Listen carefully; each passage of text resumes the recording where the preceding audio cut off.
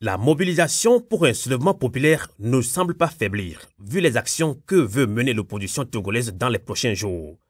Malheureusement, l'avant-projet de loi portant sur la limitation de mandat et le mode de scrutin uninominal à 2 a été l'objet de discorde hier entre les députés à l'Assemblée nationale. Après avoir fait 47 amendements pour un retour à la constitution originelle de 1992 et suite au rejet en bloc par le gouvernement et les députés majoritaires à l'Assemblée nationale, les députés en pleine discussion très houleuse ont quitté l'Assemblée nationale hier.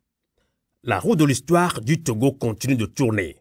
Elle a changé de vitesse depuis le 19 août dernier, après la répression barbare de la manifestation du Parti national panafricain PNP de Tchikpi Salifou à Tchadam. Des morts, plusieurs blessés graves, dégâts matériels importants, un bilan lourd qui s'ajoute aux charges que s'alourdissent davantage quant à la barbarie de ce régime méchant, assassin, barbare, dictatorial, vieux de plus de 50 ans. De 1990 à cette année 2017, le régime militaro-clanique RPT-UNIR compte entre 2000 et 3000 morts. De la lagune de Baie aux ruelles du pays, passant par les hôpitaux publics comme privés, la plage de Lomé et d'Anéro, de véritables carnages marquent le passage et le parcours dramatique de cette bande d'assassins qui baignent dans le sang innocent des pauvres Togolais.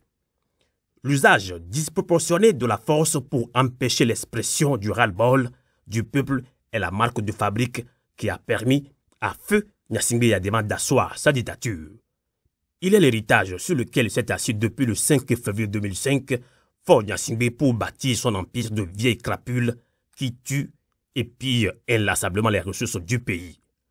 Nous venons ainsi à une question qui mérite d'être posée avant de publier des torchons qui circulent sur les réseaux sociaux pour tenter d'attribuer la violence à l'opposition togolaise. Entre le RPT-UNIR, parti au pouvoir et l'opposition, qui détient le monopole de la violence. De tout ce qui précède, corroboré avec l'emprisonnement sur la base d'histoires sordides cousues de fils blancs, nul ne peut, jouissant pleinement de ses capacités intellectuelles et d'humain, doté de cœur et de sagesse, pointer le doigt accusateur vers ces pauvres messieurs et dames qui combattent avec leur gueule et stylo aux côtés d'un peuple qui s'exprime à main nue. L'opposition togolaise est-elle l'auteur de l'assassinat de Tavio Amorin? Est-ce l'opposition qui a tué Atutia Gobli? Est-ce l'opposition qui a versé des corps sans vie dans la lagune de Baie? L'opposition togolaise est-elle l'auteur du carnage de 2005 qui a offert un boulevard ensanglanté de Faure Gnassingbé pour usurper le pouvoir? À mes auditeurs togolais de Tubo, togolais de la diaspora, les faits sont malheureusement têtus. Cette année encore, la barbarie est au rendez-vous. Le 7 septembre dernier, alors que le peuple observait son sitting à Décon pour exiger la démission de Faure Gnassingbé et sa bande, sans aucune sommation à l'endroit des responsables des partis politiques de l'opposition, assis là, à même le sol, au milieu d'une immense et dense foule, un mélange de gendarmes, policiers, militaires, exécutant un plan macabre bien préparé qui a démarré avec une coupure de courant, a pris en ceinture Décon et lancé un assaut contre les manifestants encerclés par le dispositif dit sécuritaire du pouvoir UNIR. Les gaz pleuvaient de tous les coins et recoins. Une forêt de nuages se dégageait du ciel de Lomé. Pas une seule habitation n'a été épargnée. Cette barbarie au cours de laquelle un journaliste a été violenté et tabassé par les forces dites de l'ordre, le matériel de travail d'un autre journaliste confisqué et emporté pour une destination à ce jour inconnue, ce n'est pas arrêté à Décon.